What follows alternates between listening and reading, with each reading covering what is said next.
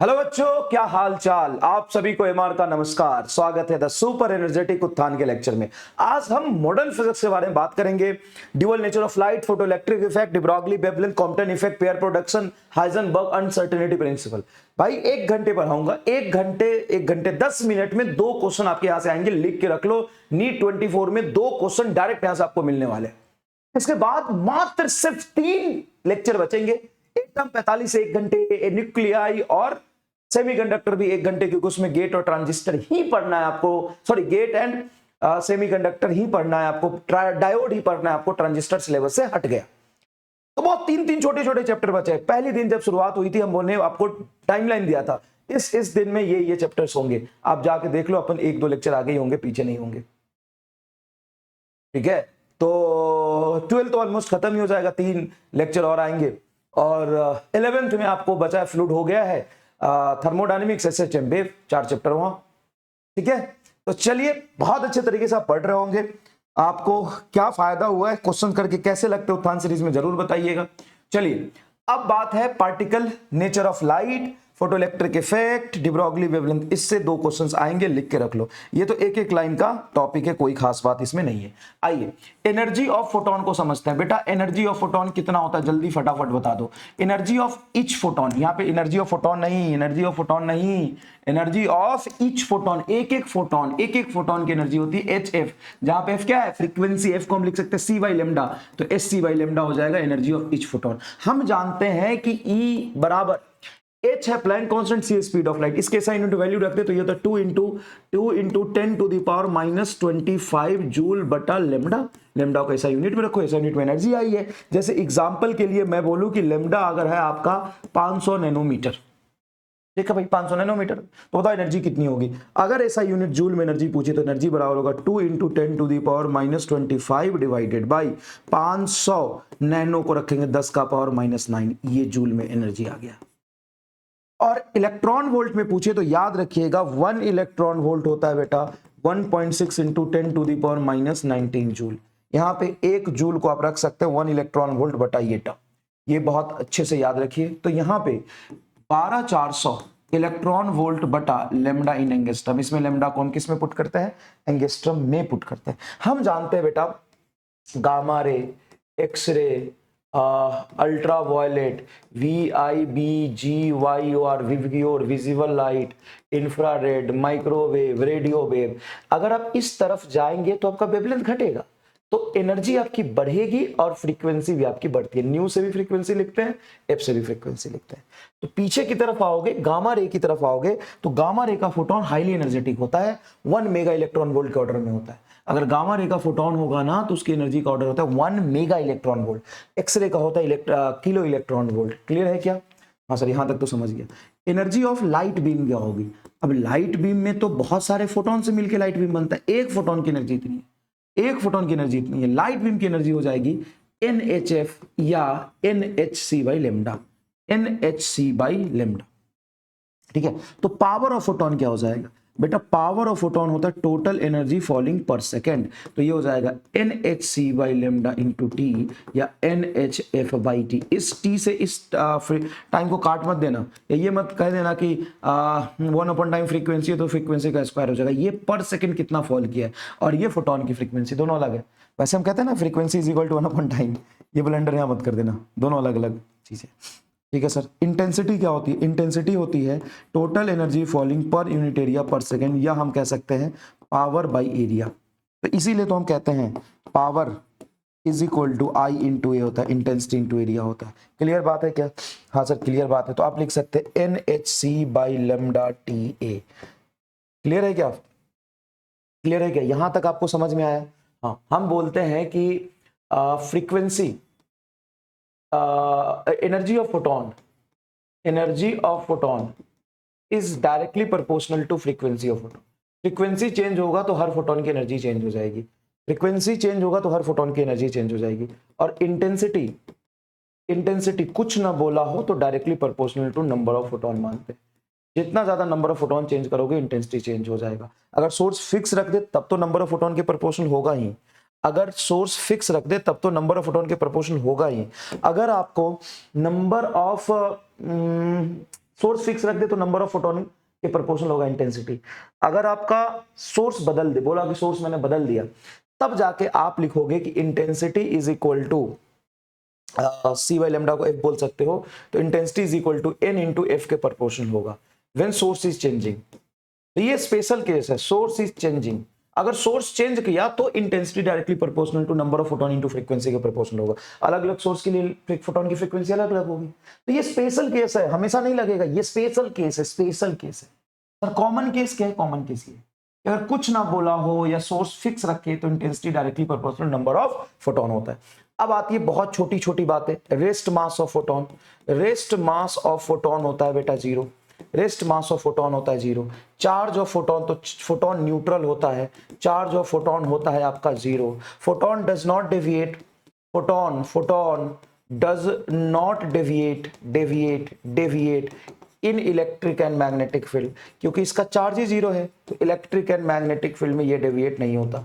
Magnetic field, electric and magnetic field में ये deviate नहीं होता। क्लियर बात है क्या? हाँ सर ये बात क्लियर है। मोमेंटम ऑफ फोटोन क्या होता है? मोमेंटम ऑफ फोटोन, एक बहुत आसान रिलेशन समझाता हूं, याद रखना हमेशा E बराबर पीसी। सर E बराबर पीसी मतलब एनर्जी बराबर प्रियंका चोपड़ा, तो P बराबर क्या हो जाएगा? E by C. E किसका? Energy of photon. Energy of photon को क्या लिख सकते हैं? एच सी बाई लेमडा, एक सी पहले से था कट गया, H बाई लेमडा। याद रखिएगा momentum of photon H by lambda होता है। मूविंग मास ऑफ फोटोन क्या होगा? तो मोमेंटम को लिख सकते हो mass into speed of light, क्योंकि फोटोन तो स्पीड ऑफ लाइट से चलता है, तो m इंटू सी, नीचे चला जाएगा E बाई सी स्क्वायर। तो लेकिन जहां पे एनर्जी लाइट का नहीं है, एक फोटोन की एनर्जी है, तो moving mass of photon is एक फोटोन की एनर्जी बाई सी स्क्वायर। बोलो भाई, तो सारी बातें बता दी आपको, एनर्जी ऑफ फोटोन बता दिया, ये दोनों रिलेशंस बता दी, एक सवाल भी करा दिया, यूनिट कन्वर्जन भी बता दिया, लाइट बीम की एनर्जी बता दी, पावर बता दी, इंटेंसिटी बता दी, फ्रीक्वेंसी और उसका रिलेशन बता दिया, इंटेंसिटी का मतलब बता दिया, रेस्ट मास बता दिया, चार्ज बता दिया, कहाँ डेविएट करेगा नहीं बता दिया, मोमेंटम बता दिया, मूविंग मास बता दिया, अच्छा रिलेशन भी बता दिया कि पीछे की तरफ आएंगे तो फ्रीक्वेंसी बढ़ेगा तो एनर्जी बढ़ेगा और वेवलेंथ घटेगा। तो क्या छूटा इसमें? ग्रेविटेशनल फील्ड में फोटोन डेविएट होता है, ग्रेविटेशनल फील्ड में फोटोन डेविएट होता है। लो भाई, नेक्स्ट इज रेडिएशन प्रेशर। क्या बेटा? Radiation pressure. रेडिएशन प्रेशर क्या होता है? रेडिएशन प्रेशर होता है P बराबर, P प्रेशर है, I बाई सी अगर कंप्लीटली एब्जॉर्बिंग सरफेस हो तो, बस याद रखो एब्जॉर्बिंग सरफेस हो तो, एब्जॉर्बिंग सरफेस हो तो, कंप्लीटली एब्जॉर्बिंग सरफेस है तो P is equal to I by C होता है, और कंप्लीटली रिफ्लेक्टिंग सरफेस हो तो 2I बाई सी होता है। फॉर कंप्लीटली रिफ्लेक्टिंग सरफेस हो तो क्या होता है? कंप्लीटली रिफ्लेक्टिंग सरफेस हो तो 2I बाई सी होता है। अब ध्यान से सुनना, क्या ध्यान से सुने सर? ध्यान से सुनना अच्छे से। ये तेरा प्रेशर है, हाँ सर प्रेशर है। प्रेशर इज इक्वल टू क्या होता है सर? Force upon area. तो अगर एरिया को मैं उधर ले जाऊं तो क्या मैं लिख सकता हूं कि प्रेशर इंटू एरिया तुम्हारा फोर्स होगा। हाँ भाई, फोर्स बटा एरिया प्रेशर होता है, तो प्रेशर इंटू एरिया क्या होता है? फोर्स होगा। प्रेशर क्या होता है? आई बाई सी। क्या ये लिख सकता हूँ? आई ए बाई सी। हाँ, और आई ए बाई सी में आई ए को हम पावर बोल सकते हैं, पावर बाई सी आ जाएगा। लो बेटा, बोलो मजा आया कि नहीं? सही है। तो यहां भी आप फोर्स को लिख सकते हो, 2IA बाई सी, और IA को लिख देंगे power, 2 times of power by C. ये कंप्लीटली रिफ्लेक्टिंग के लिए है रेडिएशन प्रेशर, और ऊपर कंप्लीटली एब्जॉर्बिंग के लिए। सर 50% रिफ्लेक्टिंग और 50% एब्जॉर्बिंग हो तो तब कैसे करोगे? तो देखो, P बराबर I by C into rho plus, जहां पे रो है coefficient of reflection, coefficient of reflection, कितना रिफ्लेक्शन हुआ है उसका कोफिशिएंट, उसका परसेंटेज। अगर 50% रिफ्लेक्ट हुआ है, 50% रिफ्लेक्ट हुआ है तो रो की वैल्यू होगा हाफ। पूरा रिफ्लेक्ट हुआ है, rho is equal to half for 50% reflection. 50% reflection, rho is equal to 1, 100% reflection. Rho is reflection को, rho is zero, no reflection. अब देखो, नो रिफ्लेक्शन है तो कंप्लीटली एब्जॉर्प्शन है, रो को जीरो रखो, पाई बाई सी आ गया। 100% रिफ्लेक्शन, रो को 1 रखोगे, 1 रखोगे, 1 1 2, 200% रिफ्लेक्शन के लिए देखो 2I बाई सी है। 50% रिफ्लेक्शन के लिए रो को हाफ रखो, हाफ प्लस 1 3/2, 3I बाई 2 सी। बोलो पूरी फील आ गई कि नहीं? बोलो पीएचडी हो गया कि नहीं ड्यूअल नेचर पे? PhD on dual nature. Sir एक दो सवाल भी हो जाए तो मजा आए, बढ़िया सवाल कराऊंगा, छोटे मोटे नहीं, फर्जी नहीं। 2021 जेई मेन का सवाल है, अटेम्प्ट करो। हाँ, two photon having equal linear momentum have equal wavelength. Two photon having equal linear momentum equal है तो उसकी वेवलेंथ इक्वल होगी। देखो फोटोन की जो वेवलेंथ होती है, मोमेंटम होती है, एच वाई लेमडा होती है। तो lambda is equal to photon के लिए एच वाई पी लिख सकते हैं। अब वो कह रहा है कि मोमेंटम सेम है, तो मोमेंटम सेम होने का मतलब मोमेंटम डायरेक्शन के साथ सेम है, तो वेवलेंथ तो सेम होगा, ये सही है। If the wavelength of the photon is decreases, wavelength of the photon is decreases, wavelength of the photon is decreases, then momentum increase करना चाहिए। Then the momentum and energy of the photon will also decrease। भाग बुड़बक। Wavelength जब decrease करेगा तो energy और photon also decrease. कौन नशा करके बनाया गया? पहला सही है, दूसरा गलत है, डी आंसर आ गया। लो भैया नेक्स्ट देखो, a 2 megawatt, what is the unit of power? 2 megawatt laser operated at the wavelength of 500 nanometer. The number of photon that will emitted per second is, करिए, पावर हमको दे दिया 2 megawatt, 2 mega milliwatt, sorry not mega, mega capital M से होता है, milliwatt, milliwatt का मतलब होता है 2 into 10 to the power -3, 2 milliwatt. और वेवलेंथ हमको दे दिया है 500 नैनो का मतलब 10 to the power -9 metre. Number of photon per second कितना निकले? देख भाई, पावर को तो लिख सकता है, यहीं से लिख ले, यहीं से लिख ले, पावर को, इस पावर को तो लिख सकता है NHC by lambda into T, यही तो पावर लिखता है। हाँ, हमसे पूछा है number of photon per second, तो N बाई टी तुमसे पूछा है, तो N by T number of photon per second हो जाएगा 2 into 10 to the power -3 into lambda बटा HC। अब ये सारी कैलकुलेशन लेमडा किस में दिया है? एसआई यूनिट में, पावर वॉट में, एसआई यूनिट में, तो बस आंसर आ गया 2 into 10 to the power -3, lambda की value 500 into 10 to the power -9 बटा एससी की value 2 into 10 to the power -25। आए दादा सर, ये से कट गया, हाँ तो 5 बाहर आ जाएगा, डबल जीरो है तो 10 का पावर 2 लिखोगे, 10 का पावर 2, 10 का पावर -3 से कैंसिल होगा, 10 का पावर -1, 10 का पावर -1, 10 का पावर -9, 10 का पावर -10, 10 का पावर -10, -25, 10 का पावर 15। अलग ही पावर देखने की जरूरत नहीं है, मल्टीपल 5 के टर्म्स में आंसर आ जाएगा। 5 इंटू 10 टू द पावर 15, एक ही मल्टीप्लायर 5 था। बताओ बताओ, फोटो इलेक्ट्रिक इफेक्ट के ड्यूअल नेचर में आपकी पीएचडी हुई कि नहीं हुई? भाई साहब पूरी पीएचडी करा दी ड्यूअल नेचर में, क्लियर है क्या? फोटो इलेक्ट्रिक इफेक्ट क्या होता है? तो सबसे पहली बात, photo electric effect is nothing but a conversion of light energy into electrical energy. क्योंकि फोटॉन्स के आने से क्या निकलता है? यहां पर फोटोन के आने से क्या निकलता है बेटा? सर फोटोन के आने से यहां से इलेक्ट्रॉन्स निकलता है, तो this is nothing but a phenomena of conversion of light energy. याद रखिएगा, light energy into electrical energy, light energy into electrical energy. इसको किसने ढूंढा था? लिनार्ड एंड हर्ट्ज ने। एक्सप्लेन किसने किया था? आइंस्टाइन ने 1921 या 20 में, और इन्वेंटन तो लिनार्ड एंड हर्ट्ज ने 1988 और 1990 में किया था।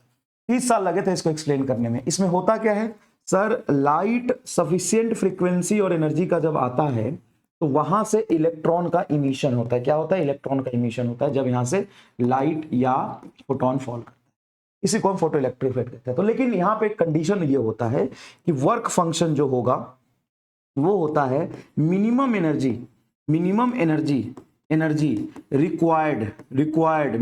Required to pull the electron from metal surface. Metal surface से इलेक्ट्रॉन को पुल करने के लिए जो मिनिमम एनर्जी चाहिए उसको हम क्या कहते हैं? वर्क फंक्शन कहते हैं। वर्क फंक्शन को हम क्या लिख सकते हैं? वर्क फंक्शन का यूनिट होता है इलेक्ट्रॉन वोल्ट, ये एनर्जी ही तो है, जूल या इलेक्ट्रॉन वोल्ट इसका यूनिट होता है। ये fix for the metal, fixed for metal, मतलब ये मेटल की प्रॉपर्टी है, अलग अलग मेटल के लिए अलग अलग होती है। Fixed for a given metal, या depends upon nature of the material, ऐसा लिख सकते हैं। Does not depends upon the light, does not depends upon the frequency, wavelength, ये मेटल की प्रॉपर्टी है। इसको हम इलेक्ट्रॉन वोल्ट में मेजर करते हैं, ठीक है। और फाई को हम लिख सकते हैं H C by lambda not या एच एफ नॉट, ये है थ्रेशोल्ड फ्रीक्वेंसी और ये है थ्रेशोल्ड वेवलेंथ। मतलब इतनी एनर्जी दोगे तो लाइट निकलेगा, सॉरी इलेक्ट्रॉन निकलेगा, इतनी एनर्जी दोगे तो इलेक्ट्रॉन निकलेगा। मतलब अगर कोई भी लाइट उस पर फॉल कर रहा है उसकी वेवलेंथ इतनी होगी तभी इलेक्ट्रॉन निकलेगा। अगर कोई लाइट फॉल कर रहा है तो उसकी फ्रीक्वेंसी इतनी होगी तभी इलेक्ट्रॉन निकलेगा। इसको कहते हैं थ्रेशोल्ड वेवलेंथ, इसको कहते हैं थ्रेशोल्ड फ्रीक्वेंसी, ठीक है। तो condition of photo electric effect यहां से क्या डिफाइन होता है? Condition of photo electric effect होता है कि वर्क फंक्शन की वैल्यू बराबर होनी चाहिए या छोटी होनी चाहिए। वर्क फंक्शन कम है किसके, एनर्जी के, एनर्जी ऑफ लाइट। गलत है ये, एनर्जी ऑफ लाइट से फोटो इलेक्ट्रिक इफेक्ट नहीं होता है। वर्क फंक्शन की वैल्यू छोटी या बराबर होनी चाहिए एनर्जी ऑफ 1 फोटोन, तब जाके यहां से इलेक्ट्रॉन मे इजेक्ट। मस्ट इजेक्ट का तो कोई कहानी नहीं है, मे इजेक्ट। अगर वर्क फंक्शन की वैल्यू ज्यादा है एनर्जी ऑफ फोटोन से, तो electron will not eject, electron must not eject, electron निकलेगा ही नहीं, मस्ट नॉट इजेक्ट। क्यों निकल जाएगा, वर्क फंक्शन ज्यादा है, फोटोन की एनर्जी कम है। लेकिन अगर फोटोन की एनर्जी ज्यादा या बराबर हो वर्क फंक्शन की, तो इलेक्ट्रॉन में इजेक्ट हो सकता है निकले। सफिशिएंट एनर्जी देने के बाद भी कई बार वो कोलिजन वगैरह कर जाता है तो नहीं निकलता है। तो समझ में आ गया। तो यहां से एनर्जी ऑफ फोटोन को क्या लिख सकते हैं सर, फाई को लिख सकते हैं हम HF0, और एनर्जी ऑफ फोटोन को लिख सकते हैं HF of light, photon, frequency of photon. यहां से H से H कट जाएगा, तो थ्रेशोल्ड फ्रीक्वेंसी से बड़ी होनी चाहिए फ्रीक्वेंसी ऑफ लाइट। समझ में आया क्या? हाँ सर ये समझ में आया। वेवलेंथ के टर्म्स में क्या होगा, तो हम फाई को लिख सकते हैं hc/λ0, और इसको एनर्जी ऑफ फोटोन को लिख सकते हैं hc/λ ऑफ लाइट। यहाँ से SC से SC का जगह ये इधर ये इधर, तो एनर्जी ऑफ लाइट जो है ना, सॉरी वेवलेंथ ऑफ लाइट जो है ना, वो कम या बराबर होनी चाहिए थ्रेशोल्ड वेवलेंथ से, तभी फोटो इलेक्ट्रिक इफेक्ट होगा। तो ये condition of photo electric effect आ गई है ना, ये कंडीशन ऑफ क्या आ गई, फोटो इलेक्ट्रिक इफेक्ट आ गई। सर मजा आ गया ये चीज। तो अब देखो law of photo electric effect, law of photo electric effect में सबसे इंपॉर्टेंट बात, फोटो इलेक्ट्रिक इफेक्ट में सबसे इंपॉर्टेंट बात कि photo electric effect is 1-to-1 interaction. 1-to-1 interaction, 1-to-1 interaction का मतलब होता है कि एक फोटोन ही एक इलेक्ट्रॉन को निकालेगा। मल्टीपल फोटोन आके मल्टीपल इलेक्ट्रॉन या एक इलेक्ट्रॉन नहीं निकाल सकते। मतलब मान लीजिए कि मेटल सरफेस है, यहां पे एक फोटोन आया, वन फोटोन आया और 1 इलेक्ट्रॉन निकला, ये सही है। ऐसा नहीं हो सकता कि 2 फोटोन आए, दोनों फोटोन मिलके एक इलेक्ट्रॉन निकाले, ऐसा नहीं हो सकता। या ऐसा हो सकता है क्या कि एक फोटोन आया और 2 इलेक्ट्रॉन निकाल दिया, नहीं ऐसा भी नहीं हो सकता है। क्यों नहीं हो सकता है, क्योंकि 1-to-1 इंटरेक्शन है, एक फोटोन ही एक इलेक्ट्रॉन से इंटरेक्ट। तो अगर मान लो कि हर फोटोन की एनर्जी वर्क फंक्शन से कम है, 10 फोटोन में गिराता हूं तो इलेक्ट्रॉन नहीं निकलेगा। नहीं, सुनना ध्यान से। मान लीजिए कि एक मेटल सरफेस की वर्क फंक्शन है 2 इलेक्ट्रॉन वोल्ट, और यहां से 1 इलेक्ट्रॉन वोल्ट का फोटोन आ रहा है, 1 इलेक्ट्रॉन वोल्ट का फोटोन आ रहा है, तो क्या फोटोन निकलेगा, इलेक्ट्रॉन निकलेगा? नहीं, 1 इलेक्ट्रॉन वोल्ट के फोटोन से इलेक्ट्रॉन नहीं निकलेगा, कि इलेक्ट्रॉन को निकालने के लिए जो एनर्जी चाहिए, इलेक्ट्रॉन को निकालने के लिए जो एनर्जी चाहिए वो 2 इलेक्ट्रॉन वोल्ट चाहिए। इलेक्ट्रॉन को निकालने के लिए जो एनर्जी चाहिए वो 2 इलेक्ट्रॉन वोल्ट चाहिए। सर समझ गया। तो 10 फोटोन गिरा दो तो कुछ नहीं, 20 फोटोन गिरा दो तो कुछ नहीं, 40 फोटोन गिरा दो तो कुछ नहीं, नहीं निकलेगा, क्योंकि एक ही फोटोन से निकलना है। तो ऐसा होता है कि हाँ, इसलिए तो कहते हैं कि अगर तुम्हारा एनर्जी ऑफ फोटोन या frequency of photon critical frequency से कम है, तो तुम कितनी भी इंटेंसिटी बढ़ा दो, यहां से इलेक्ट्रॉन नहीं निकलेगा। तो मजा आ गया। मतलब फोटो इलेक्ट्रिक इफेक्ट होना इंटेंसिटी पे डिपेंड ही नहीं करती। occurrence of photoelectric effect does not depends upon intensity. occurrence मतलब होना, occurrence of photoelectric effect does not depends on intensity, depends on intensity। तुम इंटेंसिटी चाहे कितनी भी बढ़ा दो, अगर लाइट की फोटोन की फ्रीक्वेंसी इस थ्रेशोल्ड फ्रीक्वेंसी से कम है तो निकलेगा ही। फोटो इलेक्ट्रिक इफेक्ट तभी होगा चाहे एक ही फोटोन क्यों ना गिरे। अगर इस फोटोन की एनर्जी 3 इलेक्ट्रॉन वोल्ट होती तो चाहे एक ही फोटोन क्यों ना गिरे, फोटो इलेक्ट्रिक इफेक्ट हो सकता है। चाहे इंटेंसिटी को तुम कितना भी कम रखो, लेकिन इंटेंसिटी को चाहे कितना भी कम कर दो, लेकिन अगर तुम्हारी फोटोन की फ्रीक्वेंसी थ्रेशोल्ड फ्रीक्वेंसी से ज्यादा है तो फोटो इलेक्ट्रिक इफेक्ट हो जाए। इसलिए तो वेव नेचर एक्सप्लेन नहीं कर पाए। Cannot explain why the wave nature, explain why wave nature से इसलिए एक्सप्लेन नहीं होता, और निकलने वाले फोटोन की जो काइनेटिक एनर्जी होती है, मान लीजिए यहाँ पे 3 इलेक्ट्रॉन वोल्ट की फोटोन आया, बहुत सारा, तो इलेक्ट्रॉन तो निकलेगा बहुत सारा, क्योंकि 2 ही इलेक्ट्रॉन वोल्ट है इसका वर्क फंक्शन। देखो ना, ये 3 इलेक्ट्रॉन वोल्ट फोटोन की एनर्जी, ये 2 इलेक्ट्रॉन वोल्ट वर्क फंक्शन, बहुत सारे इलेक्ट्रॉन निकलेंगे। हाँ, सबकी एनर्जी सेम होगी, तो सबकी एनर्जी होनी चाहिए, फोटोन की एनर्जी 3 और निकलने में 2 खर्च हो गया तो 1 आना चाहिए, क्योंकि equation of photo electric effect ये होती है कि एनर्जी ऑफ फोटोन जो भी आया वो वर्क फंक्शन में खत्म हो जाएगा, बचा हुआ काइनेटिक एनर्जी लेके जाएगा। ये आइडियल कंडीशन में मैक्सिमम काइनेटिक एनर्जी होती है। तो मैक्सिमम काइनेटिक एनर्जी हो जाएगी फोटोन जितना एनर्जी लाया और उसमें से वर्क फंक्शन में जितना खर्च हो गया उसका डिफरेंस। वर्क फंक्शन में जितना खर्च हो गया उसका डिफरेंस, इसको कहते हैं हम के मैक्स। लेकिन काइनेटिक एनर्जी जो एक्चुअल में इलेक्ट्रॉन की होगी वो 0 से के मैक्स के बीच में कुछ भी हो सकती है। सर ये कैसे? ये बेटा इसीलिए कि मान लो कि 3 लेके आया, 2 खर्च हो गया तो बचा 1, और बचा जो 1 है वो अगर बिना कोलिजन के पूरा पूरा निकल गया तो 1 बच जाएगा। लेकिन क्या पता 1 में से आधा खर्च हो जाए, क्या पता 1 में से थोड़ा और खर्च हो जाए, 1 में से पूरा ही खर्च हो जाए, तो कुछ भी हो सकता है, इसकी पॉसिबिलिटी तो है। हाँ सर ये बात तो आपने सही बोला, कुछ पॉसिबिलिटी तो भाई सब कुछ भी है, कुछ भी हो सकती है। हाँ अच्छा ये बताओ फोटो इलेक्ट्रिक इफेक्ट होना किस पर डिपेंड करता है?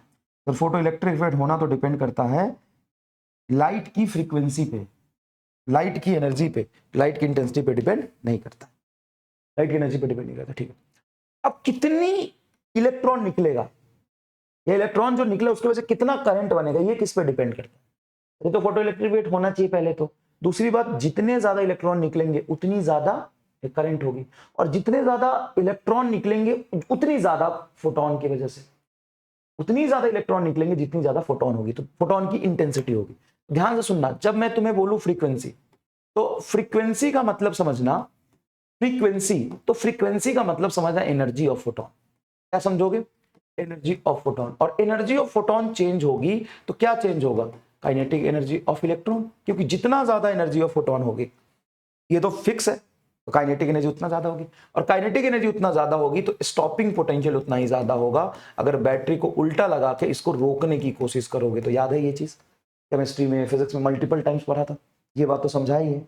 अच्छा अगर मैं इंटेंसिटी को चेंज करता हूं, इंटेंसिटी का मतलब होता है नंबर, क्या चेंज होगा? Number of photon. और बेटा अगर नंबर ऑफ फोटोन चेंज हो गया तो क्या चेंज होगा? Number of electron. और नंबर ऑफ इलेक्ट्रॉन चेंज हो गया तो फोटो करंट चेंज हो जाएगा, फोटो करंट चेंज हो जाएगा। तो फोटो करंट एक नंबर डिपेंडेंट क्वांटिटी है, किस पे डिपेंड करेगा? तो नंबर पे डिपेंड करेगा, हाँ कि ना? हाँ सर, फोटो करंट कभी भी फ्रीक्वेंसी पे डिपेंड नहीं करेगा, क्योंकि फ्रीक्वेंसी एनर्जी है। फ्रीक्वेंसी पे स्टॉपिंग पोटेंशियल एनर्जी पे, स्टॉपिंग पोटेंशियल फ्रीक्वेंसी पे, स्टॉपिंग पोटेंशियल इंटेंसिटी पे नहीं, एनर्जी पे, एनर्जी नंबर पे नहीं, नंबर पे, नंबर एनर्जी पे नहीं। तो मजा आ गया, एकदम सिंपल सी बात बोली यार, सब खत्म कर दिया आपने। नेक्स्ट, ग्राफ की जब बात करोगे तो सिंपल ग्राफ है। इंटेंसिटी क्या फ्रीक्वेंसी पे डिपेंड करेगा? सॉरी, करंट, क्या करंट फ्रीक्वेंसी पे डिपेंड करेगा? सर फ्रीक्वेंसी का मतलब होता है एक एक फोटोन की एनर्जी।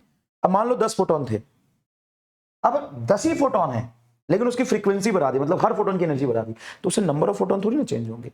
लेकिन इंटेंसिटी सॉरी करंट इंटेंसिटी के डायरेक्टली प्रोपोर्शनल होता है। करंट इंटेंसिटी के डायरेक्टली प्रोपोर्शनल होता है। अच्छा अगर मैं काइनेटिक एनर्जी पूछूं या स्टॉपिंग पोटेंशियल पूछूं, वो इंटेंसिटी पे डिपेंड नहीं करेगा, लेकिन काइनेटिक एनर्जी या स्टॉपिंग पोटेंशियल फ्रीक्वेंसी के साथ ऐसा ग्राफ बनेगा। बोलो हाँ कि ना? यस सर, एकदम सही है। अच्छा यहां पे करंट वर्सेस ईएमएफ, ईएमएफ जो बैटरी लगाते हैं सेटअप में, उसका ग्राफ बनाओगे तो बैटरी का ईएमएफ 0 रखोगे तो भी कुछ ना कुछ इलेक्ट्रॉन निकल रहे होंगे, ईएमएफ बढ़ाओगे तो इलेक्ट्रॉन बढ़ेंगे तो करंट बढ़ेगा, ऐसा ग्राफ बनता है। एक पर्टिकुलर के बाद सारा करंट इलेक्ट्रॉन जब पहुंच जाएगा तो वहां पे सैचुरेशन करंट आता है, ठीक है। और अगर मैं बैटरी को उल्टा लगा दूं तो ये स्टॉपिंग पोटेंशियल है जहां पे सारे करंट रुक जाएंगे। तो ये ग्राफ बना है। अगर इसी ग्राफ में मैं इंटेंसिटी को फ्रीक्वेंसी को कांस्टेंट रखूं, फ्रीक्वेंसी में कांस्टेंट रखूं, मतलब फ्रीक्वेंसी चेंज नहीं कर रहा, और इंटेंसिटी को चेंज करूं, तो भाई इंटेंसिटी बराबर होता है n इंटू एफ। अब फ्रीक्वेंसी कांस्टेंट है तो इंटेंसिटी तो डायरेक्टली प्रोपोर्शनल नंबर है। तो अगर मैं फ्रीक्वेंसी कांस्टेंट रखूंगा तो हर फोटोन की एनर्जी कांस्टेंट होगी, तो हर इलेक्ट्रॉन की एनर्जी कांस्टेंट होगी, तो रोकने के लिए सेम ही एनर्जी लगेगा, रोकने के लिए सेम ही एनर्जी लगेगा। लेकिन चूंकि मैंने इंटेंसिटी बढ़ा दी है तो नंबर ज्यादा निकलेंगे, तो कुछ इस तरह का ग्राफ बनेगा, करंट ज्यादा आएगा। ये करंट अगर I1 है, ये करंट I2 है, तो current is directly proportional to intensity. अगर मैं इंटेंसिटी को कम कर दूं, मान लो कम कर दिया इंटेंसिटी को, तो करंट कम हो जाएगा। लेकिन फ्रीक्वेंसी कांस्टेंट है, इसलिए stopping potential does not depends on intensity. वही तो बताया अभी, does not depends on intensity. Depends on intensity, does not depends upon intensity, does not depends upon intensity. बताओ अच्छा ठीक है। अब यहाँ देखो, अब यहाँ देखो, अगर तुमसे ये ग्राफ पूछे कि भाई फ्रीक्वेंसी चेंज कर रहे हैं, frequency is variable, variable but number of photon is constant, या डायरेक्टली इंटेंसिटी कांस्टेंट बोल दो या नंबर ऑफ फोटोन कांस्टेंट बोल दो। तो नंबर ऑफ फोटोन कांस्टेंट है तो नंबर ऑफ इलेक्ट्रॉन कांस्टेंट होगा, नंबर ऑफ इलेक्ट्रॉन कांस्टेंट तो करंट कांस्टेंट होगा, ये ग्राफ बनेगा। अब मान लो फ्रीक्वेंसी बढ़ा दी तो हर फोटोन की एनर्जी बढ़ेगी तो हर इलेक्ट्रॉन की एनर्जी बढ़ेगी, तो अब उसको रोकने के लिए ज्यादा मुझे चाहिए स्टॉपिंग पोटेंशियल, ऐसा ग्राफ बनेगा। ये स्टॉपिंग पोटेंशियल VO1 है, ये VO2 है, ये VO3 है। That is stopping potential, stopping potential, that is stopping potential is directly proportional to frequency, that directly proportional to frequency, but current does not depends on frequency, current does not depends on frequency, does not depends on frequency, current does not depends on frequency। तो equation of photoelectric effect, energy of photon बराबर work function plus maximum kinetic energy. अच्छा, maximum kinetic energy का जो electron आया उसकी पूरी kinetic energy खत्म कर दी मैंने V0 पोटेंशियल, तो पूरी रुक गया इलेक्ट्रॉन, वो कहाँ गया, उसकी काइनेटिक एनर्जी पोटेंशियल में कन्वर्ट हो गया। कितने पोटेंशियल से रोका था, V0 से, तो उसकी स्टॉपिंग पोटेंशियल एनर्जी आएगी V0। तो आप लिख सकते हो एनर्जी ऑफ फोटोन बराबर वर्क फंक्शन के मैक्स को लिख सकते हो आप EV0, फिर एनर्जी ऑफ फोटोन बराबर वर्क फंक्शन के मैक्स को सर हम ये भी तो लिख सकते हैं हाफ m v max का square, kinetic energy half m v square.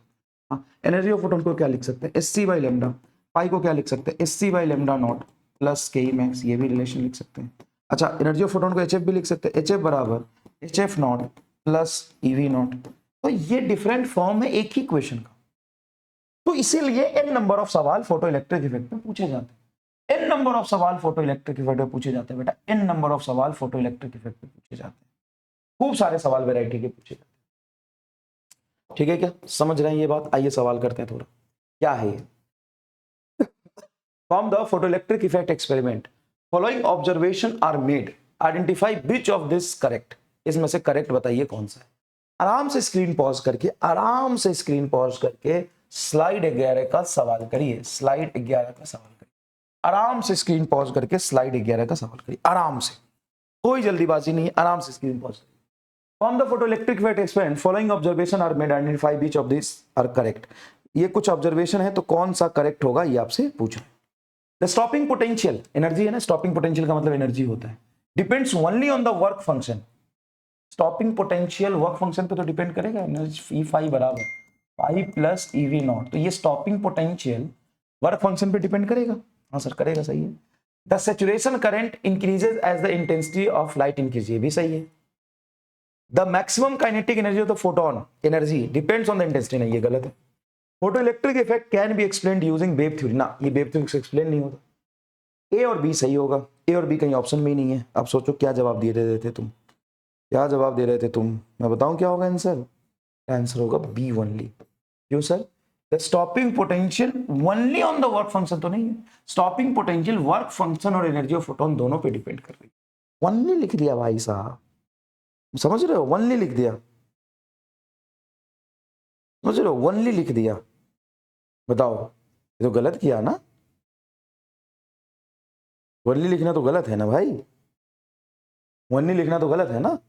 हाँ जी सर, नेक्स्ट देखिए। The work function of the aluminium and gold are 4.1 electron volt and 5.1 electron volt. The ratio of the slope of the stopping potential versus frequency. चलो ये वाली बात बताता हूँ पहले मैं तुम्हें, ये वाली बात बताता हूँ पहले। देखिए होता क्या है कि एनर्जी ऑफ फोटोन बराबर आपने लिखा, एनर्जी ऑफ फोटोन बराबर आपने लिखा 5 प्लस के मैक्स, यही लिखा। हाँ सर लिखा। एनर्जी ऑफ फोटोन को आप लिख सकते हैं HF, फाई को फाई रहने दीजिए, काइनेटिक एनर्जी को लिख सकते हैं आप EV नॉट। ये स्टॉपिंग पोटेंशियल और फ्रीक्वेंसी का ग्राफ बनाना है। तो स्टॉपिंग पोटेंशियल को अगर आप y एक्सिस पे रखना चाहते हो तो स्टॉपिंग पोटेंशियल की इक्वेशन लिखो, तो EV नॉट बराबर होगा HF माइनस फाई, E को सब तरफ डिवाइड कर दो तो V नॉट बराबर होगा HF by E minus phi by E। अब आप ग्राफ बना रहे हो स्टॉपिंग पोटेंशियल वर्सेस फ्रीक्वेंसी, तो V नॉट को तुमने y पर रखा, फ्रीक्वेंसी को x पे रखा, तो इसको x बोल दोगे, H by E x minus phi by E।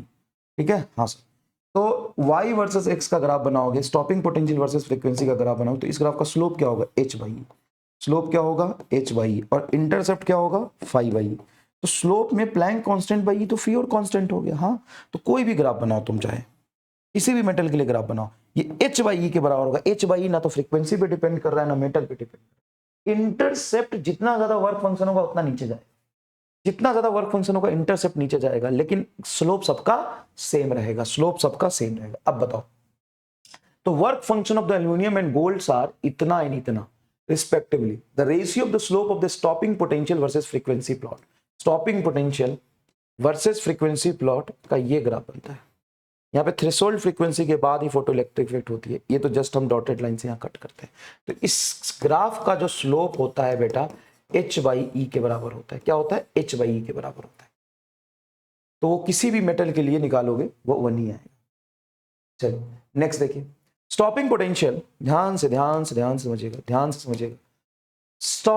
Stopping potential in photo electric effect does not depends on the power of light source. Power मतलब कोई इंटेंसिटी हो गया यही तो हम कहते थे, पावर मतलब क्या, पूरी लाइट की एनर्जी NHF बाई टी, यही तो पावर होता था। इंटेंसिटी में क्या होता है NHF बाई AT, ये सोर्स के लिए कांस्टेंट हो गया। तो पावर डायरेक्टली प्रोपोर्शनल है, intensity directly proportional. Stopping potential power पे डिपेंड नहीं करेगा, रॉन्ग है। For the given metal the maximum kinetic energy of the photo electron depends on the wavelength of the incident, ये सही है। वेवलेंथ मतलब frequency, तो मैक्सिमम काइनेटिक एनर्जी फ्रीक्वेंसी पे डिपेंड करेगा। तो स्टेटमेंट 2 सही है, लेकिन फर्स्ट गलत है। Statement first is incorrect, second is correct, ये आएगा। नेक्स्ट देखिए, the photo current is proportional to the intensity of the incident radiation, सही है। Maximum kinetic energy with which photo electrons are emitted depends on the intensity. Maximum kinetic energy intensity पे depend नहीं करता। Maximum kinetic energy with which photo electrons are emitted depends on the frequency. Maximum kinetic energy depends on the frequency, सही है। The emission of photoelectric requires a minimum threshold intensity of incident radiation. The emission of photoelectrons require, मतलब emission of photoelectron require minimum threshold intensity। कौन सा सही लग रहा है, A और D? नहीं, ये भी गलत है। A और C, A और C सही लग रहा है, A और C। तुम भी वेरीफाई कर लेना भाई। चलो नेक्स्ट देखो, ये सवाल नीट में भयंकर पूछे जाते हैं, ऐसे सवाल नीट में ऐसे सवाल भयंकर पूछे जाते हैं। सवाल क्या है, जरा ध्यान से देखिए। If threshold frequency of the metal is f0, when the light of frequencies 2f0 is incident on the metal plate, then maximum velocity is v1। तो देखो, जब एनर्जी ऑफ फोटोन 2f0 है तो 2hf0, एनर्जी ऑफ फोटोन होता है hf और frequency 2f0, तो 2hf0 energy of photon, 2hf0 energy of photon कहां चला गया भाई, ये रहा। 2hf0 एनर्जी ऑफ फोटोन बराबर थ्रेशोल्ड फ्रीक्वेंसी f0 बराबर प्लस हाफ mv1 का स्क्वायर, ये तो लिखोगे। When the frequency of the incident radiation is increases to 5f0, ये हो गया बेटा 5hf0 बराबर hf0 is equal to half mv2 का स्क्वायर।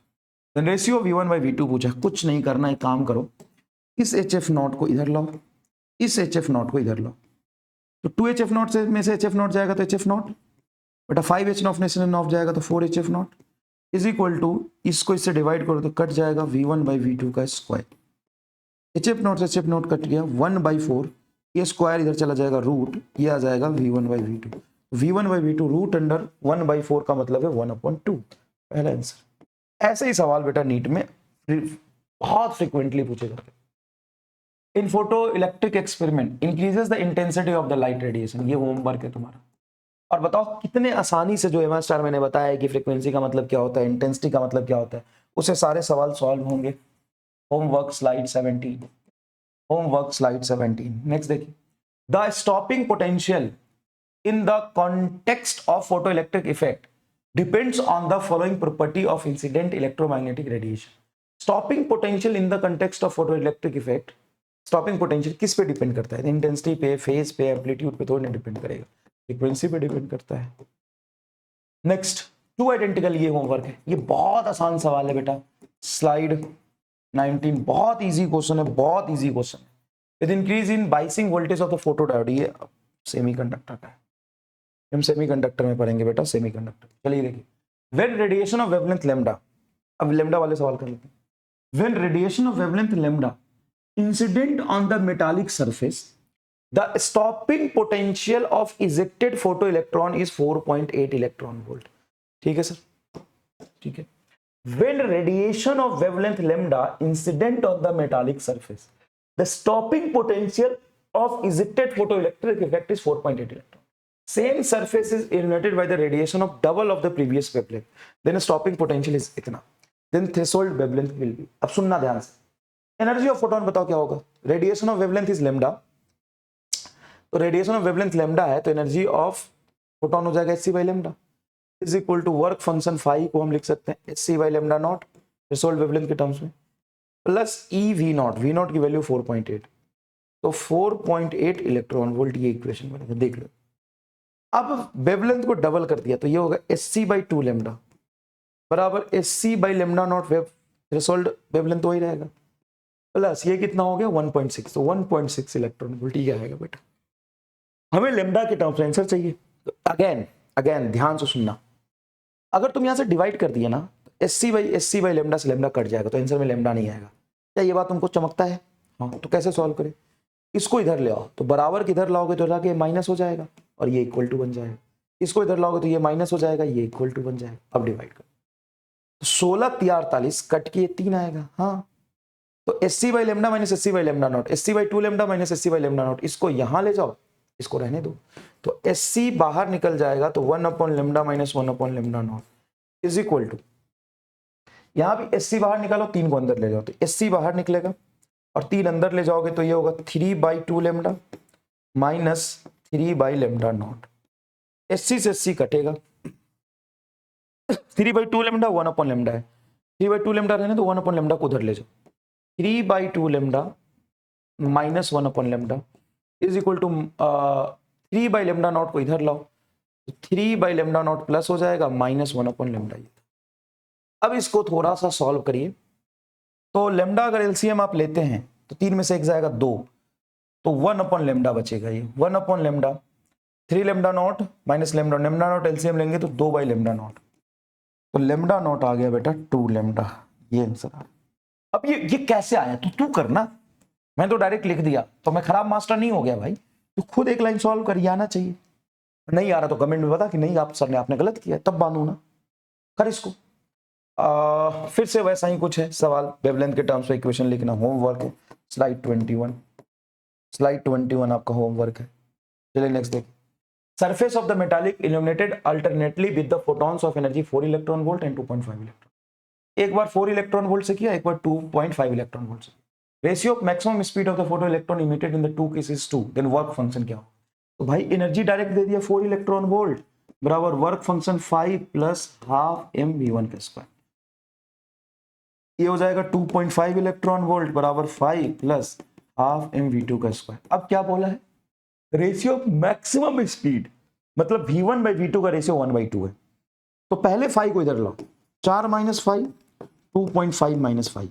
सर ऐसे उधर इधर ले जाने वाला नहीं समझ में आ रहा है, समझ में आएगा बेटा। हमें ना v1 में v2 का रेशियो दिया है, तो अगर तुम डायरेक्टली इस इक्वेशन को डिवाइड करोगे तो v1 में v2 बनेगा नहीं, ये पूरा टर्म डिवाइड होगा। अगर तू 5 को इधर लाता है तो 4 माइनस 5 2.5 माइनस 5, अब डिवाइड कर, तो m/2 से m/2 कट जाएगा, ये होगा v1 माइनस v2 का होल स्क्वायर, और v1 बाई v2 का रेशियो 2 दिया हुआ है, मतलब 1/4। अब हो गया ना, 2.5 माइनस 5 को इधर ले आओ, 4 को इधर ले आओ, तो 4 को इधर लाओगे तो 16 minus 4 5 is equal to 2.5 minus 5, minus 4 5 को उधर लाओ तो 3 5, और 16 में से 2.5 घटाओ तो 13.5 बटा 3 कर दो, कैसे आ जाएगा? 2.5 है ना? हाँ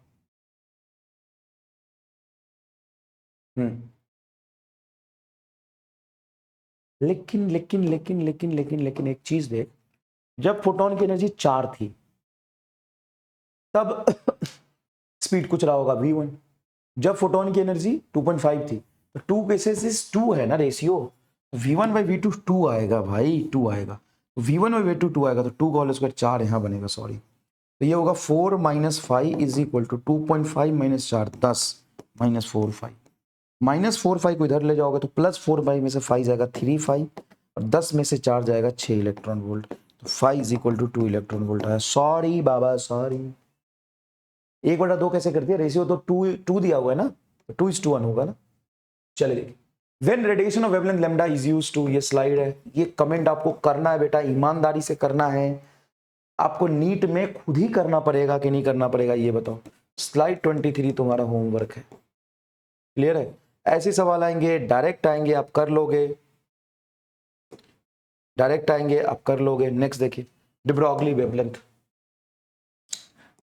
de Broglie matter wavelength, matter wavelength, de Broglie matter wavelength क्या कहता है? De Broglie matter wavelength, de Broglie matter wavelength कहता है कि कोई भी पार्टिकल जब चल रहा है तो उसका वेवलेंथ होता है जो h/p के बराबर होता है। अगर कोई दो पार्टिकल का वेवलेंथ बराबर है तो क्या उसका मोमेंटम बराबर होगा?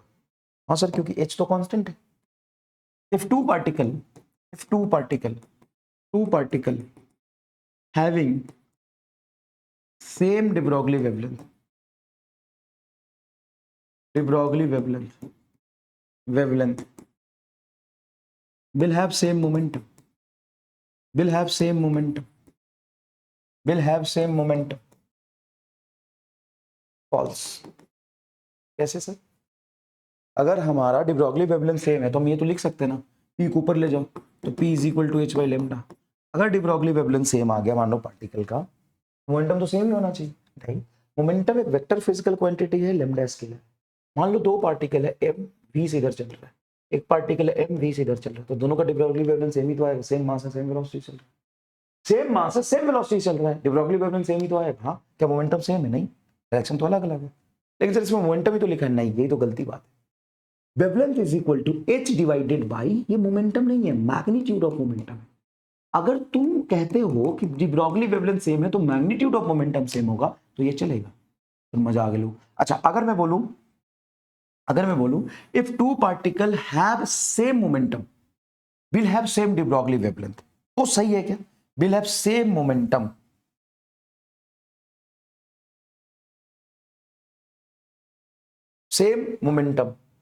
Will have same D Broglie wavelength. Momentum he same है तो डी ब्रॉगली वेवलेंथ सेम होगा। हाँ, यस, ट्रू। क्यों? क्योंकि मोमेंटम सेम है तो मैग्नीट्यूड ऑफ मोमेंटम सेम होगा, मैग्नीट्यूड ऑफ मोमेंटम सेम होगा तो डी ब्रॉगली वेवलेंथ सेम होगा। तो दुनिया का कोई भी पार्टिकल, एक छोटा सा सवाल इसमें ऐसे पूछते हैं, proton and alpha particle moving with same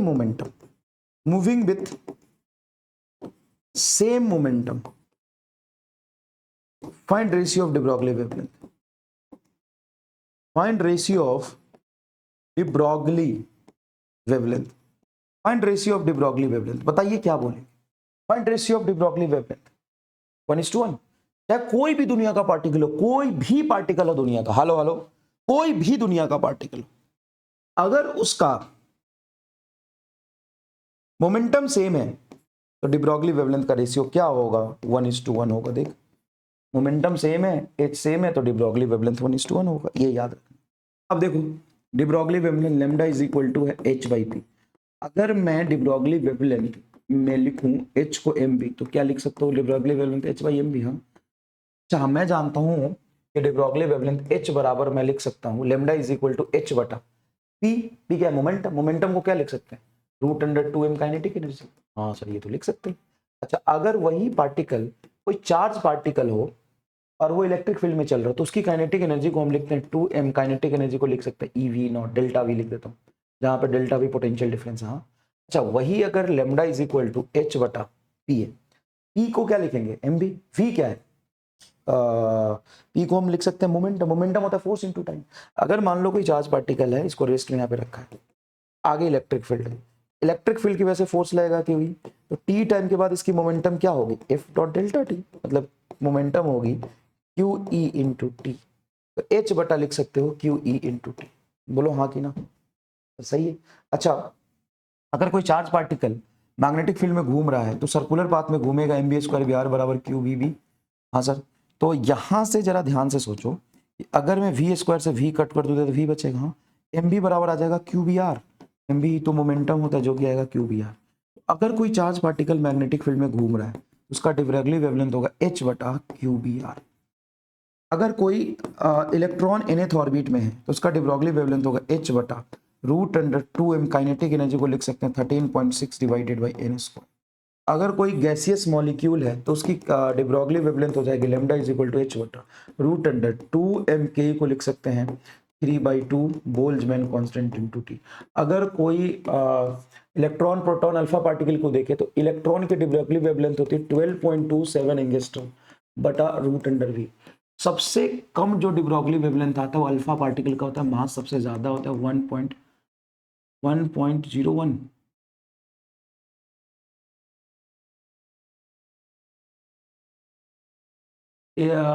angstrom by root we. यही आता है क्या?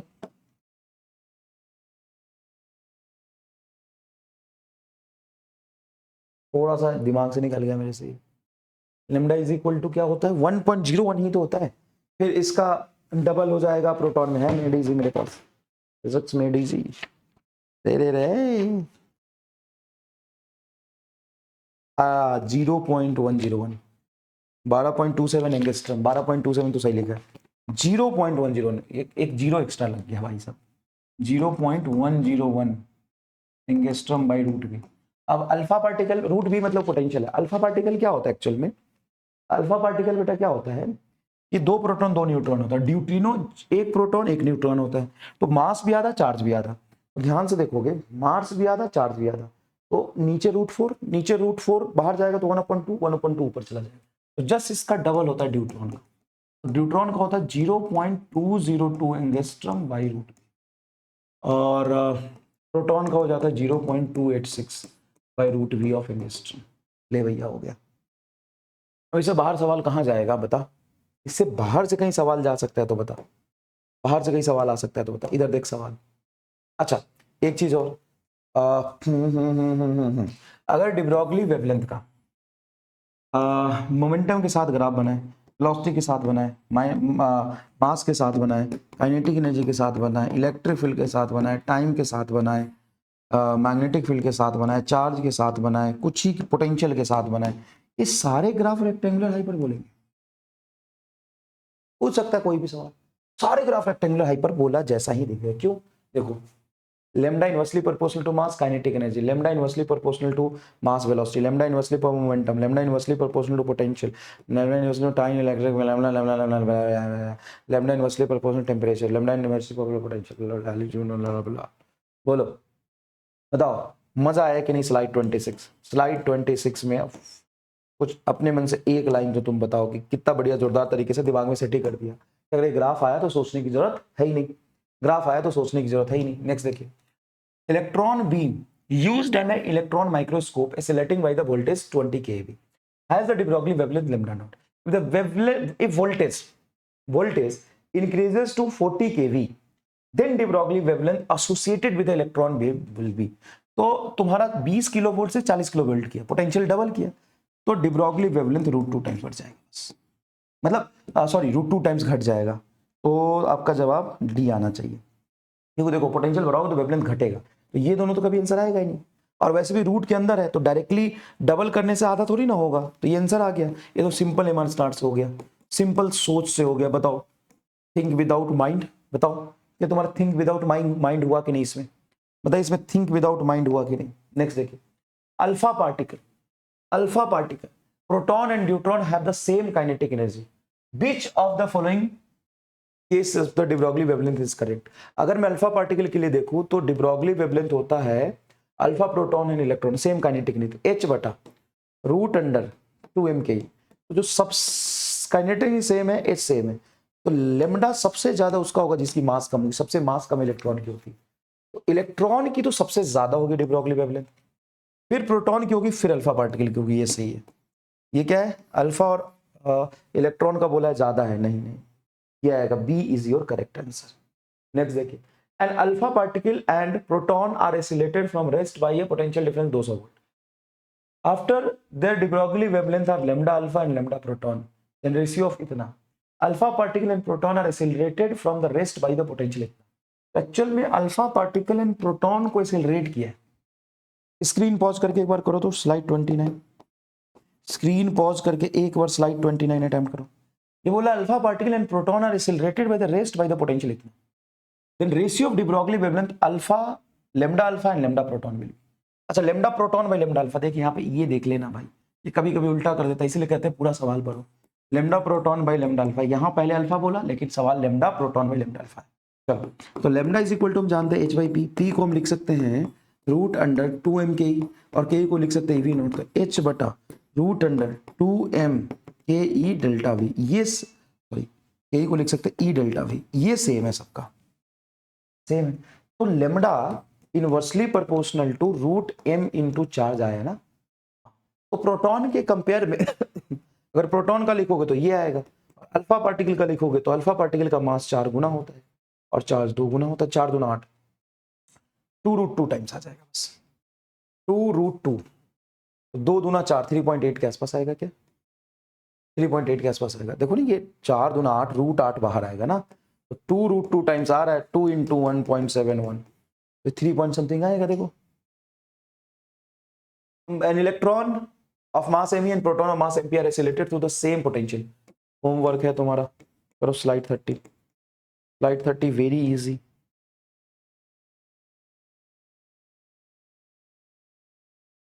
चलो नेक्स्ट देखो, electron moving with speed v and photon moving with speed c। ठीक, चलो electron moving with speed v and photon moving with speed c have same de Broglie wavelength, then ratio of kinetic energy of electron to that of photon। बढ़िया सवाल है, बढ़िया सवाल है। Generally ऐसे ही सवाल में बच्चे गलती करते हैं। स्क्रीन पॉज करके एक बार खुद करो स्लाइड, ये मैं खुद अभी कराऊंगा, अभी आंसर बताऊंगा इसका।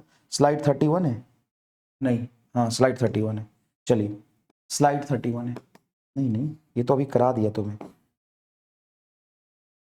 हाँ स्लाइड 31 ये है, स्लाइड 31 ये खुद करना है तुम्हें, ये खुद करना है, आराम से attempt. And electron moving with speed v, तो इलेक्ट्रॉन के लिए de Broglie wavelength lambda is equal to लिखते हैं h बाई पी, पी को लिखेंगे root under 2 mass of electron into v। क्यों? क्योंकि दोनों की ratio of kinetic energy of electron to photon, kinetic energy पूछा है, तो काइनेटिक एनर्जी होगा h बटा पी, पी को लिखेंगे रूट अंडर 2m के, ये है। ठीक है सर, ठीक है सर, ये लेमडा आ गया इलेक्ट्रॉन का। फोटोन का लेमडा क्या लिखेंगे?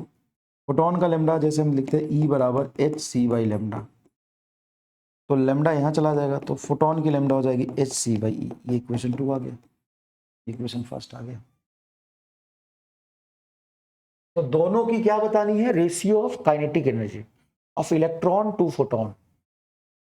चलिए ठीक है, तो ratio of kinetic energy of electron, kinetic energy of electron लिखने के लिए के की वैल्यू निकालनी है, तो रूट पहले उधर ले जाओ, तो एच के टर्म्स में आएगा। यार ये कैसे लिखा है इसने? v/2c।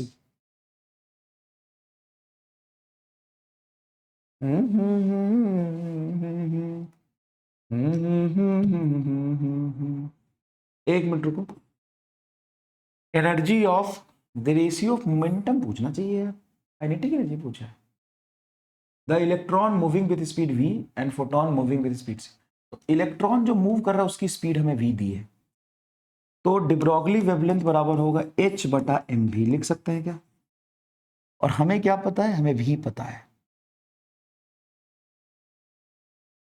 ठीक है, मूविंग विद से have de Broglie have same de Broglie, अच्छा सेम डी ब्रॉगली वेवलेंथ दिया हुआ है, क्या दिया हुआ? Same D Broglie wavelength. तो ठीक है, लेमडा ऑफ इलेक्ट्रॉन को लिख सकते हैं ये, और लेमडा ऑफ फोटोन को लिख सकते हैं h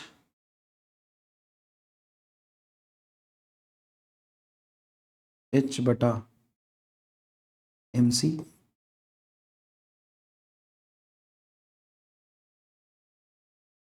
moving mass of photon हो जाएगा।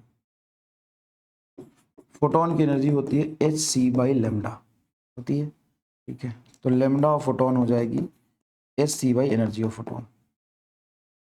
ठीक है सर, यहां तक तो हमने कर लिया सॉल्व। ठीक है भाई, ठीक है, ये डी ब्रॉगली वेवलेंथ इसका और इसका क्या है? बराबर है। डी ब्रॉगली वेवलेंथ दोनों का क्या है? बराबर है। Kinetic energy of electron to the photon, तो ठीक है एनर्जी बराबर है। इन दोनों को अगर हम इक्वेट करेंगे तो एच बाई एम बी बराबर H C by energy of photon हो जाएगा। एच से एच कटेगा तो एनर्जी ऑफ फोटोन को क्या लिख सकते हैं, एनर्जी ऑफ फोटोन यहाँ से आ गया, energy of photon, energy of photon आ जाएगा, इसको यहाँ ले जाओ, M V into C, M V into C, ये एनर्जी ऑफ फोटोन आ गया। और काइनेटिक एनर्जी ऑफ इलेक्ट्रॉन लिखोगे तो लिख सकते हो half m into v square, ऐसे लिख सकते हैं। अब बोला kinetic energy of electron divided by kinetic energy of photon, electron की काइनेटिक एनर्जी को लिख लो तुम हाफ एम वी स्क्वायर, और इसको लिख लो एम वी सी, एम से एम कटेगा, वी से वी स्क्वायर कटेगा तो वी आ गया, V by two C answer आ रहा है। ये क्या किया हमको नहीं बुझाया, मुझे भी करने में थोड़ा दिक्कत हुआ तुमको नहीं बुझाया छोड़, मुझे भी करने में दिक्कत हुआ।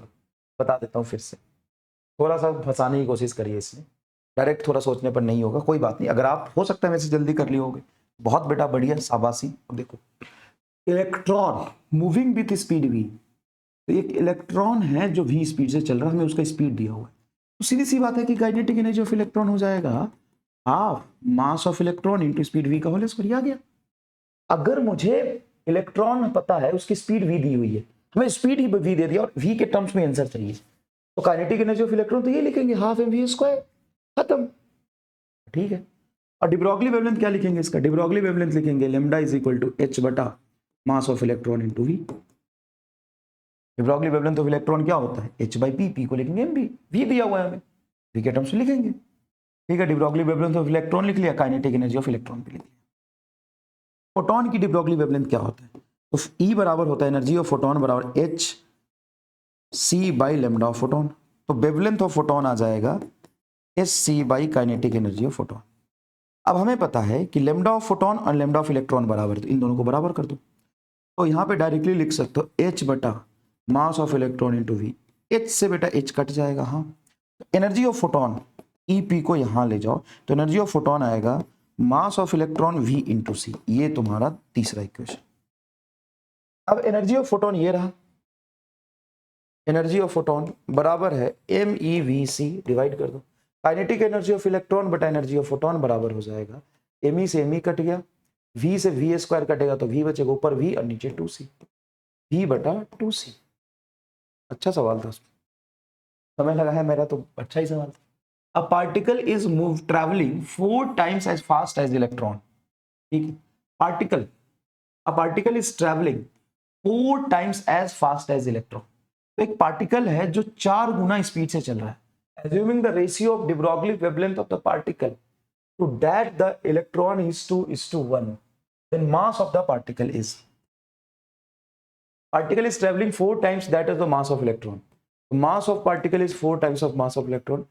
Assuming the ratio of de Broglie wavelength the particle to the electron, de Broglie wavelength particle to the electron is 2:1, mass of the particle is, तो particle की mass क्या होगा, नहीं particle is traveling 4 times as fast as the electron, अरे यार particle की speed है 4 गुना speed of electron, particle is traveling चल रहा है 4 times as fast as electron, electron जिस स्पीड से चल रहा है उसकी 4 गुना स्पीड से, de Broglie wavelength का रेशियो दिया हुआ है, उसका मास का रेशियो क्या होगा, लेमडा इज इक्वल टू होता है एच बटा एम वी, इलेक्ट्रॉन के लिए लिखोगे mass of electron to velocity of electron, particle के लिए लिखोगे एच बटा mass of particle velocity of particle, lambda of particle बटा लेमडा ऑफ इलेक्ट्रॉन बराबर, लेमडा ऑफ पार्टिकल लिखोगे तो लेमडा ऑफ पार्टिकल नीचे आएगा mass of particle velocity of particle, ऊपर आएगा mass of electron velocity of electron, ये तुमको दिया हुआ है। Wavelength of particle by electron दिया 2:1 बराबर, velocity of particle 4 Guna velocity of electron है, तो वेलोसिटी ऑफ पार्टिकल यहाँ है 4 टाइम्स वेलोसिटी ऑफ इलेक्ट्रॉन, एक कट के नीचे 4 आ जाएगा, हाँ। तो मास ऑफ इलेक्ट्रॉन बटा मास ऑफ पार्टिकल इज 1/4, 4 यहाँ चला जाएगा, मास ऑफ इलेक्ट्रॉन बटा मास ऑफ पार्टिकल आ जाएगा 8, mass of the particle is, mass of the particle is 1/8 times of mass of electron, mass of the particle पूछा है, तो मास ऑफ द पार्टिकल ये है, इसको यहाँ ले जाओ 8 को नीचे, अच्छा सवाल है। द de Broglie wavelength of the proton and alpha particle are equal, ठीक है equal, then ratio of their velocity, तो उनका वेलोसिटी का रेशियो क्या होगा, lambda is equal to H बटा एम वी यूज करोगे डायरेक्ट, de Broglie wavelength सेम दिया हुआ है, मासेस का रेशियो हमें पता है तो वेलोसिटी का रेशियो पता चल जाएगा, ratio of their velocity, homework 33, next देखिए, electron and photon have same energy E, electron and photon दोनों की energy same. Then ratio of de Broglie wavelength associated with the electron बटा de Broglie wavelength of photon, de Broglie wavelength of electron बटा de Broglie wavelength of photon। तो photon की wavelength कैसे निकालते, electron की wavelength कैसे निकालते, इसका अप्रोच अलग है। लेकिन एक थोड़ा सा एमआर स्टार अगर लगाएं, थोड़ा सा एमआर स्टार लगाएं कि ratio of wavelength by wavelength पूछा है, तो ratio of wavelength by wavelength तो डायमेंशनलेस होना चाहिए। तो जो ऑप्शन डायमेंशनलेस होगा वही आंसर आएगा। अब देखो बेटा, ऊपर एनर्जी, एनर्जी में होता है मास, लेंथ, टाइम भी, नीचे सिर्फ मास है तो ऊपर लेंथ तो बच ही जाएगा, ये तो डायमेंशनलेस आएगा ही नहीं। यहां पे मास है, अच्छा यहाँ देखो, सी में लेंथ है, एनर्जी में लेंथ है, मास है एनर्जी में, इसमें मास है, मास मास मल्टीप्लाई हो गया, कुछ नहीं कट रहा। क्या कह रहा हूं मैं, कुछ नहीं कट रहा। ये E बाई एम इंटू सी का पावर हाफ, ये दोनों मैच कर रहा है। अब इसमें से क्या आंसर होगा? अरे भाई साहब, जेई वालों ने थोड़ा दिमाग लग लिया, नीट में 3 बार पूछा था, जेई में भी 2-3 बार पूछा था, इतना दिमाग नहीं लगाया। तो अब देखो, एनर्जी का पावर हाफ, एनर्जी होता है mL(T-2), mL(2T-2), और मास होता है m, इसका पावर हाफ बोला बटा 1/c। तो मास से मास कट गया, L2T-2 का पावर हाफ होगा LT-1, और स्पीड ऑफ लाइट भी होता है LT-1। इसमें डायमेंशनलेस आ रहा है, ये भी डायमेंशनलेस आ रहा है, लेकिन अब 2 का फैक्टर ऊपर नीचे कर दिया है। तो ऑप्शन ए और सी गलत होगा, ये समझ में आ गया। नीट में इतनी जरूरत नहीं पड़ेगी, एक और ऑप्शन गलत दे देगा डायमेंशनली। यहाँ पे 2 ऑप्शन डायमेंशनली सही दे दी, कोई बात नहीं, हम निकाल लेंगे। Energy of electron, de Broglie wavelength of electron होता है h बटा √2m kinetic energy of electron, ठीक है। चलो, बटा energy de Broglie wavelength of photon होगा h बटा hc बाई e, e बराबर hc बाई, हाँ hc बाई e आ जाएगा, ठीक है। तो h से h कैंसिल हो जाएगा, e ऊपर चला जाएगा, तो e बटा √2m के e, और c भी नीचे रहेगा c, तो 2m के, सॉरी m भी है यहाँ पे, m के, तो ऊपर e और नीचे e, दोनों का एनर्जी सेम था, तो ये e से ही कटेगा, ऊपर e बचेगा, 2 के साथ नीचे मास बचेगा, 2 के साथ नीचे मास बच रही है, आंसर है बेटा। यहाँ पे देख कर दिया मैंने, क्या electron, W ionise helium and proton, ये होमवर्क है आपका 35। नेक्स्ट देखिए, 2 particle moving right angle to each other, the de Broglie wavelength are λ1 and λ2, the particles suffer perfectly inelastic collision, then de Broglie wavelength। सोच के करो इसको, screen pause करो, मैं भी बताऊंगा। एक पार्टिकल है, मान ले m मास का v वेलोसिटी से आगे चल रहा है, सिंपल मान लेना, एक पार्टिकल है जिसकी मोमेंटम इधर p1, एक पार्टिकल है जिसकी मोमेंटम है p2, ऐसे चल रहे थे। अब परफेक्टली इलास्टिक कोलिजन में दोनों चिपक जाएंगे। तो सबसे पहले बताओ इसकी मोमेंटम क्या होगी, तो तुम्हें पता होना चाहिए कि p बराबर होगा √p1 का होल स्क्वायर प्लस p2 का होल स्क्वायर। सर कैसे, नहीं समझ में आया, कोई बात नहीं, ये एक्स एक्सिस में है, तो p1 i cap plus p2 j cap बराबर p नेट आएगा। कैसे?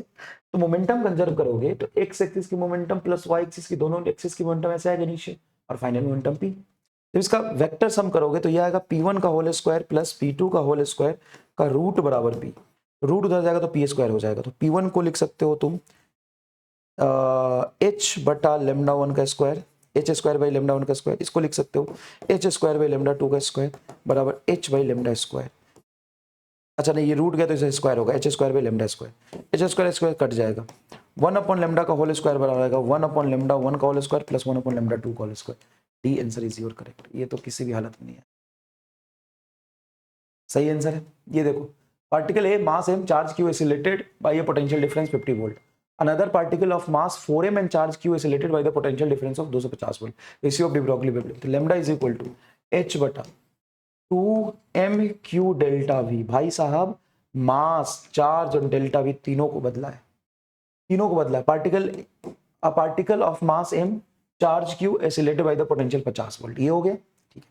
अब b में क्या किया है उसने, b में क्या किया है उसने कि मास को 4m कर दिया, चार्ज q ही रखा, पोटेंशियल डिफरेंस को 2500 वोल्ट कर दिया, तो 50 से 2500 वोल्ट कितना गुना बढ़ गया, तो 50 से डिवाइड करो तो 0 से 0 कैंसिल होगा, 250 बटा 50, 25 टाइम हो गया, 25 नहीं 10 गुना हो गया क्या, 250 और 50 वोल्ट, ये 0 से 0 कटेगा, ये हो गया तुम्हारा 50 गुना हो गया, 50 टाइम्स 50 गुना, तो 50 और 4 √200, √200 14 पॉइंट, √200 14 पॉइंट समथिंग आएगा। ये आंसर आना चाहिए मेरे हिसाब से। Make me correct if I am wrong. Slide 37 is your homework. बढ़िया सवाल है, बढ़िया सवाल है भाई साहब, करो, बढ़िया सवाल है। देखो एक बार, चलिए नेक्स्ट देखिए। A particle P is formed due to a completely inelastic collision of particle X and Y। मतलब पार्टिकल X and Y से पार्टिकल P बन रहा है। द de Broglie wavelength lambda x and lambda y respectively, इन दोनों का lambda x lambda y है, where moving in the opposite direction, then de Broglie wavelength of P। देखो मोमेंटम कंजर्व करो, जैसे x इधर आ रहा y इधर आ रहा, अपोजिट में चल रहे थे, दोनों मिलके एक पार्टिकल P बन गया। उसका मोमेंटम लिखोगे px माइनस py बराबर नेट मोमेंटम P, यही तो होगा इनिशियल मोमेंटम और फाइनल मोमेंटम। px को लिखोगे h बटा लैम्डा x माइनस h बटा लैम्डा y बराबर h by lambda. h cancel हो गया। तो इसके अकॉर्डिंग क्या आंसर आना चाहिए?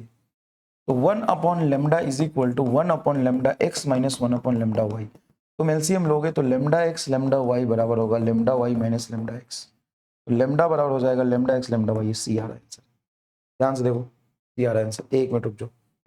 हाइजेनबर्ग अनसर्टेनिटी रिलेशन ये होता है delta x into delta p बराबर h by 2 pi, h by 4 पाई होता है ना, h बाई 4 पाई हम जानते हैं, h बाई 2 पाई को हम h कट कहते हैं ना शायद।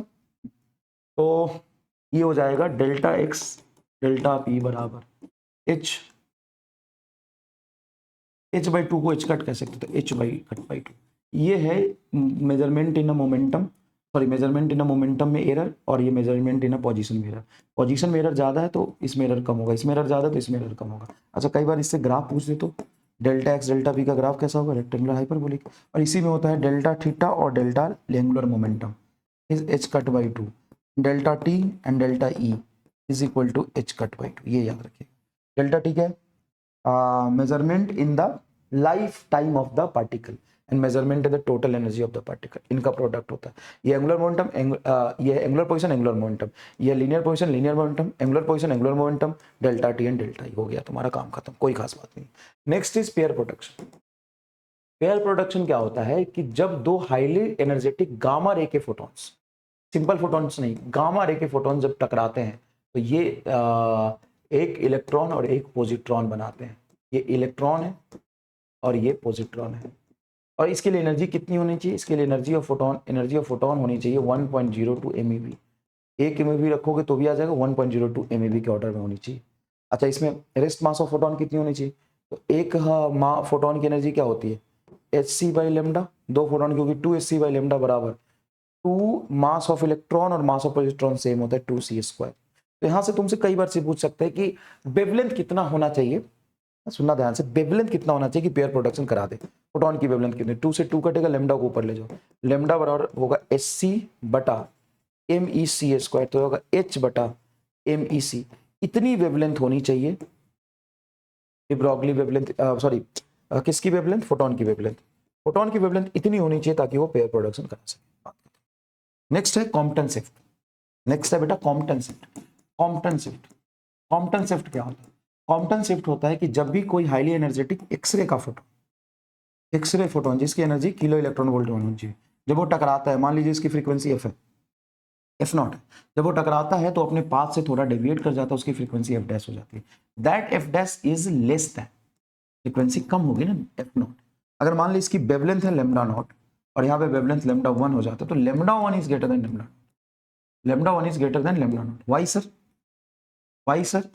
क्योंकि एनर्जी कम होगी तो वेवलेंथ बढ़ेगी, और ये जो वेवलेंथ जितनी बढ़ी है लेमडा 1 माइनस लेमडा नॉट, इसको कहते हैं delta lambda shift in wavelength. ये होता है h बटा MEC 1 माइनस कॉस फाई। अगर फाई 0 है तो शिफ्ट कितना होगा? If phi 0, if phi is 0, अगर फाई 0 ये 0 है तो cos 0 1, 1 माइनस 1 0, मतलब delta lambda is equal to 0, मतलब लेमडा 1 बराबर लेमडा नॉट। शिफ्ट नहीं होगा। एंड मैक्सिमम शिफ्ट कब होगा? मैक्सिमम शिफ्ट कब होगा? मैक्सिमम शिफ्ट होगा जब आपका फाई 180 डिग्री हो। तो तुम्हारा जो डेल्टा लेमडा आएगा 180 cos 180 minus one minus minus plus, ये होगा 2h बाई एम नॉट सी। अगर सवाल आ जाता है तो इतना ही आएगा। अगर h बटा एम नॉट सी की वैल्यू पे आ गया तो याद रखना h बटा एम नॉट सी की वैल्यू थी 2.24 पिकोमीटर, है ना। तो इससे मल्टीप्लाई हो जाएगा 4.4 पिकोमीटर के आसपास, ये इसकी वैल्यू होती इतनी, इसके लगभग आ। अगर 90 डिग्री पे गया तो शिफ्ट कितना होगा, 90 डिग्री पे गया तो cos 90 होता है 0, ये 2.24 शिफ्ट होगा। बस इतना याद रख लीजिएगा, कॉम्पटन शिफ्ट ये होता है, बात खत्म हो गया। यही आपको पढ़ना है, इससे एक लाइन ज्यादा नहीं पढ़ना है। लास्ट के 3 टॉपिक बहुत छोटे छोटे, इससे सवाल की प्रोबेबिलिटी बहुत कम है, लेकिन सवाल जो सबसे ज्यादा आती है वो आती है डी ब्रॉगली वेवलेंथ और फोटोइलेक्ट्रिक। बहुत सारे सवाल करा दिए, धन्यवाद।